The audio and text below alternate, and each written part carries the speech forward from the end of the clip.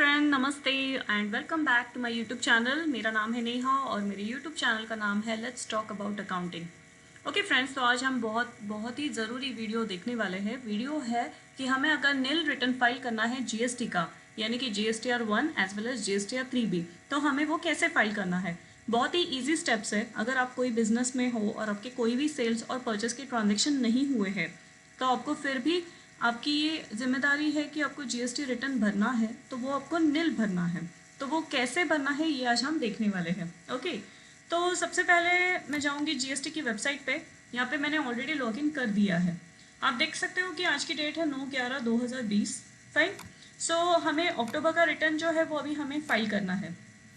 Okay, मैं फिर से आपको एक बार दिखा देती हूँ। अगर हम डैशबोर्ड पे जाएंगे, लॉगिन करने के बाद आपको एक डैशबोर्ड दिखाई देगा। ओके, उस डैशबोर्ड पे जाने के बाद आपको फाइल रिटर्न्स पे जाना है। फाइल रिटर्न करने के बाद आपको यहाँ पे फाइनेंशियल ईयर सिलेक्ट करना है। तो अभी फिलहाल तो 2021 ऐसे मेरा फाइनेंशियल ईयर है और मेरे जीएसटी रिटर्न का पीरियड है अक्टूबर। ओके, अब आप यहाँ पे देख सकते हो कि ये है GSTR 1 और ये है GSTR 3B।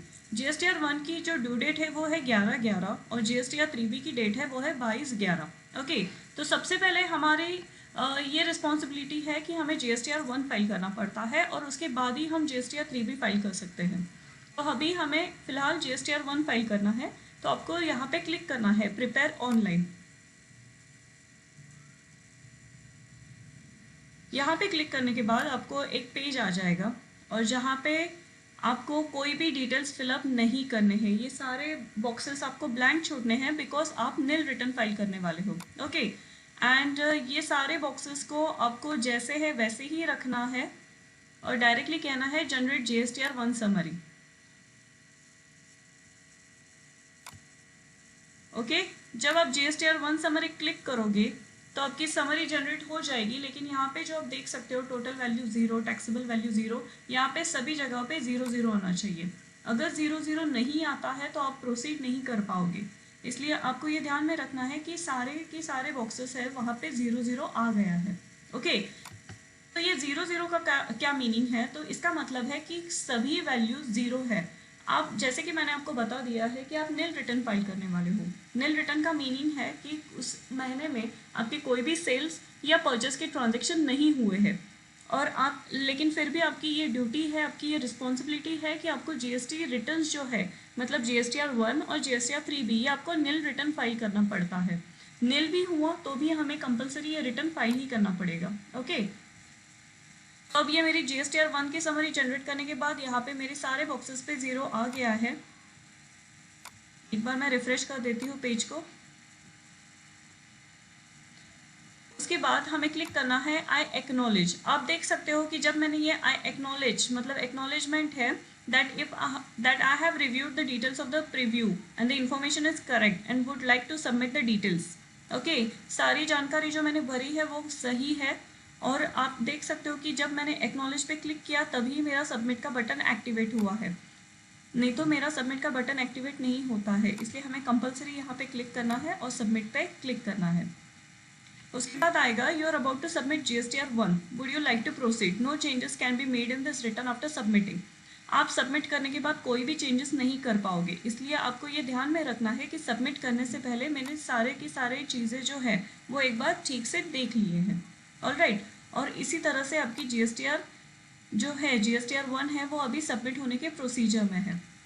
यहाँ पे आया है your submit request has been received, please check the status in some time. अभी हमें थोड़ी देर रुकना है और उसके बाद हमें हमारा स्टेटस देखना है कि मेरा GSTR 1 का जो रिटर्न है वो सबमिट हुआ है या नहीं। ओके, आप यहाँ पे देख सकते हो जब वो सबमिट हो जाएगा तब यहाँ पे मुझे फाइल रिटर्न का ऑप्शन एक्टिवेट हो जाएगा। अभी वो फिलहाल एक्टिवेटेड नहीं है, मतलब मेरी सबमिट की जो रिक्वेस्ट है वो अभी प्रोसेस में है। ऑलराइट, एक बार तब तक मैं रिटर्न्स में जाती हूँ। वापस मैं फाइनेंशियल ईयर ले लेती हूँ, मेरा फाइलिंग मंथ ले लेती हूँ और सर्च। जैसे कि मैंने कह दिया है आपको कि GSTR 1 जब तक फाइल नहीं होता आप 3B नहीं भर पाओगे, लेकिन एक बार हम 3B सिर्फ सबमिट करके रख सकते हैं। जब तक हमारा GSTR 1 का सबमिट रिक्वेस्ट है वो प्रोसेस नहीं होता तब तक आप ये GSTR कर सकते हो, भर सकते हो। ओके, अब यहाँ पे आप देख सकते हो कि do you want to file nil return, मुझे यस कहना है लेकिन मेरा बटन जो है वो एक्टिवेट नहीं हो रहा है। वो क्यों एक्टिवेट नहीं हो रहा है? बिकॉज मेरी लास्ट मंथ की कुछ लायबिलिटी होगी, मैंने रिटर्न लास्ट मंथ में बहुत लेट भर दिया होगा, इसलिए अभी फ़िलहाल तो मुझे वो येस बटन एक्टिवेट नहीं हो रहा है। ओके, और बाकी सब जगह पे मुझे नो नो करना है। बिकॉज आप यहाँ पे देख सकते हो, have you made any supply of goods और सर्विसेज, आपने कुछ सेल्स किया है तो नहीं है, इंटरस्टेट सेल किया है वो भी नहीं है। Do you have any claim और reversal of input tax credit, ITC purchase का क्रेडिट है, नहीं है, बिकॉज मेरे सेल्स और परचेस इस महीने में ही है ही नहीं। ओके, आपको कुछ नील रेटेड एग्जम्प्टेड और नॉन जीएसटी सप्लाईज रिसीव्ड हुए हैं, नो नहीं हुए हैं। Do you have any interest और लेट फी, यहाँ पे आप देख सकते हो कि येस पे अपने आप आ गया है। Okay, and do you have any tax liability, यहाँ पे हमारा नो ही होगा। ओके, और नेक्स्ट आपको क्लिक करना है।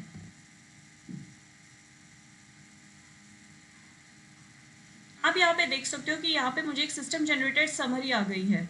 ओके, आप देख सकते हो कि यहाँ पे कुछ फील्ड्स है वो बता रहे हैं कि आपके जीएसटीआर रिटर्न में एरर्स है। जब तक आप जीएसटीआर 1 फाइल नहीं करोगे आप जीएसटीआर 3 भी सबमिट नहीं कर पाओगे, और इसलिए आप देख सकते हो कि यहाँ पे दिख रहा है जीएसटीआर 1 नॉट फाइल्ड। ओके, अगर मैं इसे क्लोज कर दूंगी तो आप देख सकते हो you have not filed GSTR 1 for selected period. Okay, जब तक आप जीएसटीआर 1 सबमिट नहीं करोगे तब तक आप फाइल नहीं कर पाओगे।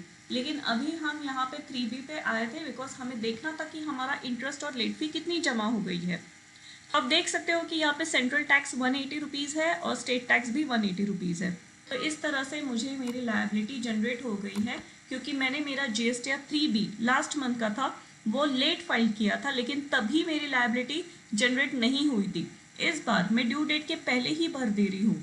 मेरा ड्यू डेट 22 नवंबर है, लेकिन फिर भी मैं 9/11 में हूँ तो भी मुझे लेट फी जनरेट हुई है, क्योंकि वो अक्यूमुलेटेड होती है, लास्ट मंथ की कैरी फॉरवर्ड होती है। ऑलराइट, अब मैंने सेव रिक्वेस्ट डाल दी है, ये जीएसटीआर 3B डिटेल्स सेव्ड हो गए हैं, लेकिन जैसे कि मैंने बताया मैं कुछ भी अभी सबमिट नहीं कर पाऊंगी।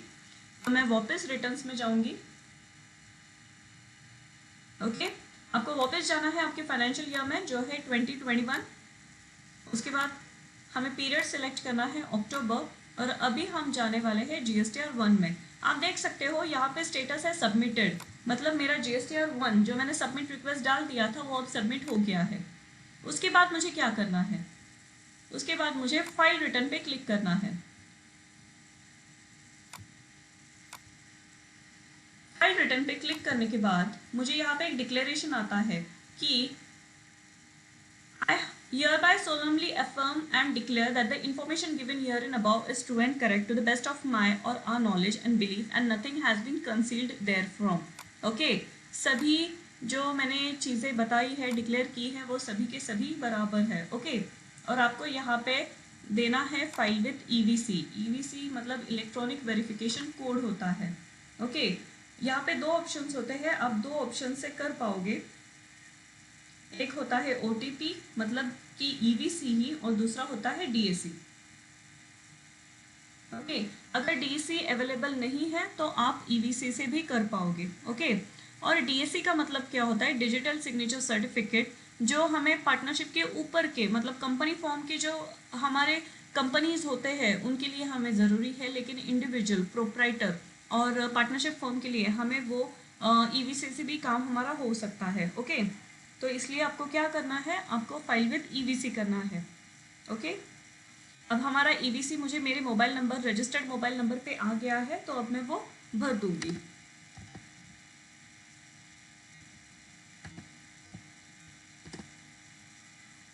हमें वेरीफाई पे क्लिक करना है।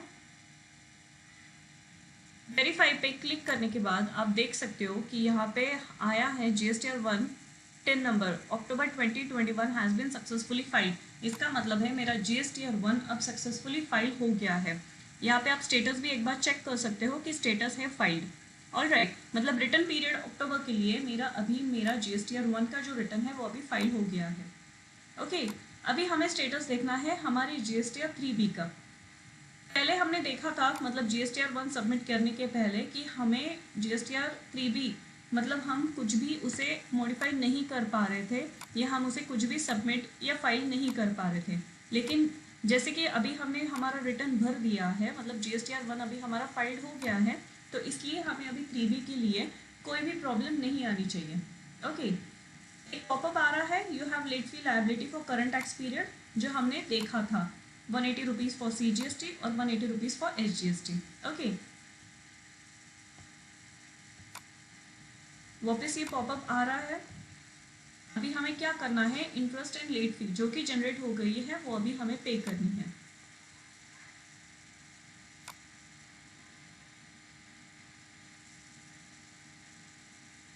Proceed to payment. अब देख सकते हो कि मैंने एक डाउनलोड कर दिया है सिस्टम जनरेटेड GSTR 3B, लेकिन अभी उसकी मुझे कोई भी ज़रूरत नहीं है। यहाँ पे आने के बाद मेरी जो लेट फ़ी है, मतलब 180 rupees for CGST and 180 rupees for SGST, उसके लिए मुझे अभी पेमेंट करना पड़ रहा है। ओके, सो यहाँ पे मुझे एक वार्निंग आई है, you do not have sufficient balance in electronic cash ledger. तो अब मैं येस कर दूंगी बिकॉज मुझे चालान क्रिएट करना है उसके लिए, और वो चालान क्रिएट करने के बाद मैं मेरी लायबिलिटी पे कर सकती हूँ। ओके, अगर आप चालान जनरेट चालान के ऊपर क्लिक कर दोगे तो आपको एक सिस्टम अपने आप जनरेट किया हुआ चालान दिखाई देगा आपको। ओके, तो यहाँ पे आप देख सकते हो कि CGST फीस मतलब लेट फीस है वो 180 रुपीज़ थी और SGST 180 रुपीज़ था। ऑल राइट, तो ऐसे 360 रुपीज़ है जो मुझे अभी पेमेंट करने हैं। हमारे मोड ऑफ पेमेंट 3 है, एक तो है ई पेमेंट ओवर द काउंटर और तीसरा है NEFT और RTGS। ओके, लेकिन ई पेमेंट जो है वो बहुत ही आसान है, अगर आप नेट बैंकिंग यूज़ करते हो तो आप ई पेमेंट भी कर सकते हो। ओके, तो ई पेमेंट पे क्लिक करने के बाद मैं जनरेट चालान कर दूंगी। तो चालान मेरा ये जनरेट हो गया है, मेरे सारे डिटेल्स आ गए हैं। ऑल राइट, और उसके बाद मैं प्रेफर्ड बैंकिंग या नेट बैंकिंग किसी के ऊपर भी क्लिक कर सकती हूँ।